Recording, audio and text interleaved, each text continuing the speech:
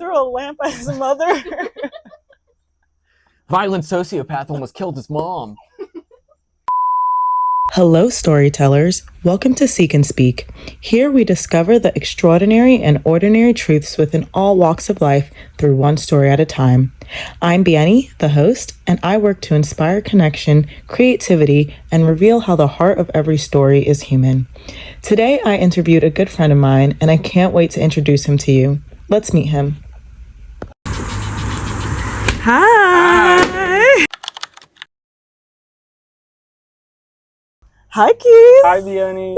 I'm so happy that you're here doing this with me. It's an honor. I know we talked a little bit about what Seek and Speak is and the vision I have for it, but I'm just happy that I have one of my best friends here starting this with me. Please. I think it's the most comfortable I'm going to feel doing this, and I'm just excited to get into it and hear a story that I've never heard from you before. Okay. Why don't we start off? I know you, but the people watching don't, so tell them who you are. Tell them a little bit about yourself. I'm Keith Docherty. I am a journalism student up at Brockport. Shout out to New Brockport. Love my friends, love my family. And what have you been doing this summer? Because you're going back to school. I work in retail. Retail. Do you like it? It's retail. But you work at Abercrombie. I do. So he's like one of those. Yeah. He's like a fancy retail person. It's not fancy retail. Yes, it is. It is. I guess it's not H&M, sorry. Yeah, that's what I've been doing. I go to work and I come home. But it's been chill. I'm having a very casual, slow, personal summer, and I'm enjoying it very much. Yeah. Honestly, I feel like it's much needed nowadays. Everything's so go, go, go. Yeah, especially because I live up at school in an apartment, and I'm always around people all the time because I live with 6 of my friends. So living at home with my 6 sisters or 5 sisters, insane. It's but it's more normal when I come home with my family because I'm with them all the time. You're like the ideal man because you have so many sisters. Good with women. Just except for the fact that I'm gay. I feel like I know you really, really well, but I feel like meaningful conversations can always be had. Humans are a collection of so many different stories. And I'm sure that you have one that I haven't heard about that can shed some more light to who you are, even though you're great. So yeah, it doesn't have to be anything super big or small. I'm looking for something extraordinary or ordinary because humans are just naturally both. So yeah, what's your story? Okay, so a little background. We're sitting in the house that I've lived in for 18 years. Long 18 years. Time. And I live with my 5 sisters and my grandmother and my parents. My 3 dogs who are also very loud. But anyway, I spent a lot of time in this house also because of the fact that I was homeschooled from 3rd grade up until pretty much senior year. I had on and off experiences in school and co-ops. But yeah, I've spent most of the time with my 5 sisters and my mom, who taught me everything. Love her to death. The utmost patience out of anybody I've ever met, which is really impressive. She used to live in London, and she had a lot of experience as a teacher. So when she pulled us out of school and decided to homeschool us, she had the experience to do so. However, it's different when you're teaching kids in a setting for 7 hours a day, 8 hours a day, however long kids are in school for. When they're in that setting, you only have them for that amount of time, but then you're at home and you're teaching your kids. That's different. You're with them all the time. So she had a lot of experience learning how all of us learn individually. So education has always been a huge part of my life, just because when you're homeschooled, you're living in the classroom. Yeah. I was diagnosed with ADHD probably in, I think, 8th grade.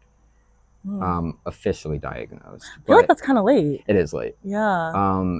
But there's a lot of stigma around, medication and being diagnosed with ADHD and everything. So it took, I don't know, it took a while for my mom and myself, honestly, to just come around and actually accept the fact that I had that, even though it's very common, but there's a stigma around it. Right. But she had experiences with me. This is the story I want to tell. It sounds mildly violent in a way, but I mean, here, little boys are rough. regardless. Open space. Yeah, we listen and we don't judge. We listen and we don't judge. I was probably in 4th or 5th grade at this point, and it's 8 p.m. and my mom's trying to teach me history because there was never a good schedule around homeschooling when you have a neurodivergent boy and 5 other kids you're trying to teach. Right. And we're doing history, I think it was, and I was trying to read with her at the kitchen table, 8 p.m., and I got so furious and stressed out that I wasn't able to focus on what I was reading. That I ran upstairs and we got into a huge argument, which happened a lot just because me and education do not mix well. And I threw a lava lamp down the stairs at her. And it's such an aggressive... We listen and we don't judge. We listen and we don't judge. I was a stressed out kid trying to figure out why I couldn't, learn correctly. I wasn't able to take in information the way that everybody else could, and it stressed me out. And it's something that seemed like it should be so natural, but it wasn't for me. It took forever to figure out, but I was in sophomore year of high school, I found out I had low motor skills and dyslexia.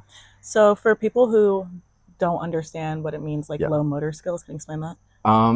It's still hard for me to explain, but it has a connection to executive functioning skills, which everybody needs, which is inhibition control. So impulse and stopping yourself from doing things, task starting. So when I've always had trouble starting my assignments and getting stuff done, starting my tasks in and out of school, and just your focus and everything. It's a huge struggle to have that wall, to mix that with your education. Right. And a lot of kids with ADHD have that, and it's not talked about enough at all. And I really just found out about my executive functioning problems while I was in college. That's insane. Yeah, it was really tough. As I was saying, that I'm sitting at the kitchen table and I'm freaking out over not being able to read an assignment because I had undiagnosed dyslexia. And dyslexia is such a broad term for reading or learning disorders, but it was I would take words from one line and mash them together. So I was also cross-eyed for the longest amount of time, and I had no idea. I feel like I didn't know. This is awful to say, but I'm gonna be honest and real with you. I didn't know much about all I knew about dyslexia growing up was Bella Thorne. I was like, okay, she has dyslexia, whatever that is.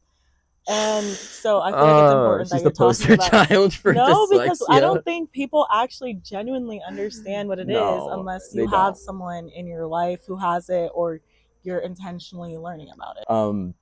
It's so broad and nobody really understands it. And to this day, I don't even really understand it. But I don't even think dyslexia is a term that people use anymore. It's strange to me because I feel because I was homeschooled, I feel like having my mom teach me for that long, it would have been more natural or easier for her to figure out my learning disabilities because she was with me 24/7. So nobody knows me better than her, and it made our relationship so much closer. And I think that there was, in no shade whatsoever to my mom, but I think that it took a long time for me to get diagnosed with ADHD just because she didn't want to put that label on me. ADHD is an over-medicated disorder for absolutely. I think that a lot of people just throw a pill at the problem and think it's going to fix it. Right. And it's not. It's not.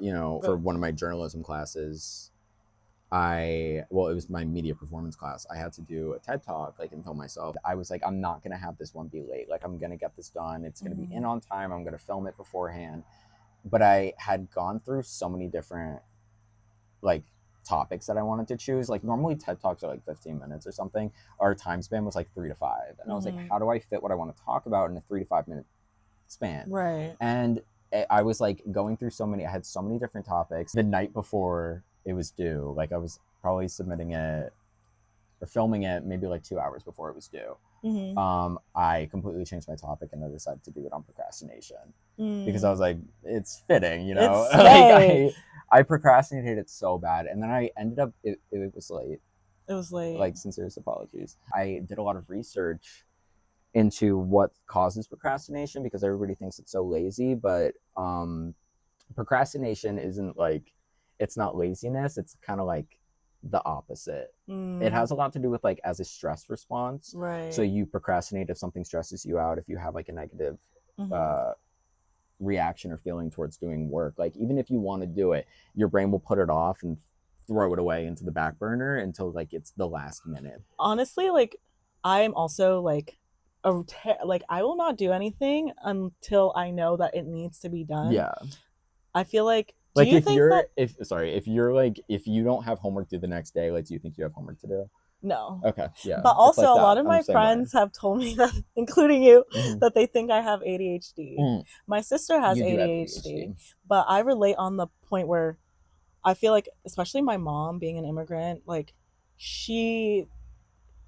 if I did have ADHD, if I do have ADHD, she didn't want to confine me to that. That's like what I said with my mom. Yeah, like that's a what lot of parents don't want to put you in that box because it feels like slapping a label on somebody. Like this isn't a student, this is like a learning disabled student. But let's talk about how much harder it is to actually have that. Yeah. And then not be properly like treated, whether it's with medication or just awareness, because I know some people just know that they have it, and so it kind of lightens the mental load, right? Yeah. And they're like, oh, I'm not this way because I'm a bad student. I'm this way because this is how my brain is functioning. Yeah. And I feel like if a lot of people understood that, they'd feel mentally better. But I don't know. What do you think? Well, like 98% of people who have ADHD lack executive functioning skills, and that's what one of the main contributors to procrastination, and like nobody understands it. I just, this is the first summer I'm going into my senior year of college. It's actually my 5th year. It's okay. Everybody does their own time. It happens. Yeah, so I'm going into my senior year and I'm just now doing executive functioning training because it is something that you can work through and you can overcome. But it's like, imagine how much easier things would oh my gosh, I can't wait. And I'm so happy with where I am, and that it makes me actually want to be educated and I want to do the things that I'm doing, which gives me more motivation to fix these issues that I have. Because beforehand, I knew about executive functioning last summer and I probably should have, worked through that and like, done more to improve my academic situation. But now I actually have that motivation to, fix it, and that's what I'm doing. I think that especially in a world where attention is like everyone's fighting for attention. Yes. And I'm sure that contributes to like things like ADHD and other mental health problems. We need to like find ways to keep children interested in learning. Yeah. And especially with like ADHD, I've never really considered that. Like for people who don't have ADHD, it's so much easier to like do the things that they're passionate about. But maybe that is what people with ADHD need. Because what I'm learning about you right now that I never really considered, like, first of all, we never really talked much about you being homeschooled. I know it's something that you went through, but I never like because to me, like growing up, I was just like, I didn't really like think about people who were homeschooled. Yeah. I never met someone who was homeschooled until like high school, late high school. Was that me? No. Wow. Someone before you. Okay. But I always thought like the behaviors that people who are homeschooled have versus like people who are in school, like it was different. Not necessarily saying one is better than the other. Yeah. But you can tell that like this person had a deeper education, and I feel like in school you have more base level. Yeah. Like you learn a lot. Yeah. A little about a lot. Okay. But I feel like what really intrigued me about this person was that she knew a lot about a lot of important things, because what was I learning? Like I was learning things like I don't even know. That's the problem. Like I can't even tell you what I've learned. Being homeschooled, my mom's whole shtick is classical education, which is smart. All about critical thinking. Right. Which people lack nowadays. But that's all what frustrating. What it's about. So like I read all of like the poets, like the great poets and whatever. Not going to get into that, but it's all about critical thinking, and I think that critical thinking I definitely could need to do better with it for sure, because I still, you know, it builds over time. It builds over time. But I think I have a over. lot more of an understanding in it. All right. Well, I'm gonna ask a few ending questions.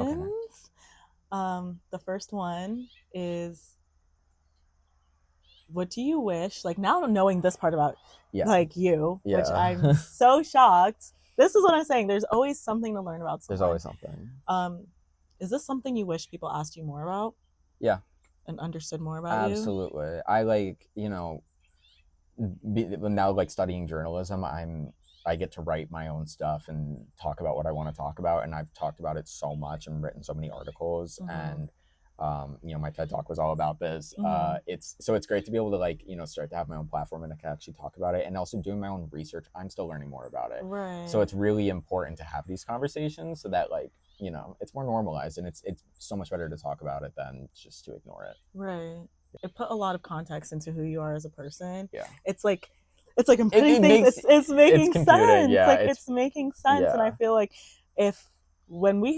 what I would redo if I could go in the past is definitely ask you more questions about being homeschooled, because I'm so shocked that, like, I actually just didn't understand as much as I do right now, like how much it weaved throughout your entire education. Because I feel like when you meet me, it's just kind of like a part of who I am. I kind of say it, and it's like, oh, that's crazy. Right. That's it. But, you know, it's also just not something that I thought, oh, I could learn more about. And after years and years of friendship, I'm still learning, and it's like actually insane and incredible, because that is so real. You know what? Being frustrated and throwing a lamp at your mother because also it was plastic. I want to say there was no glass. It was literally like a baby oil. But like lava you're lamp a kid and like you're frustrated because you can't learn, and then you find out that this is the reason why. Like, it just makes so much sense, and it's such, like, honestly, like, I relate to the feeling, not the experience, but I get that frustration. I'm curious, now that you've shared this story, like, how are you feeling? Like, do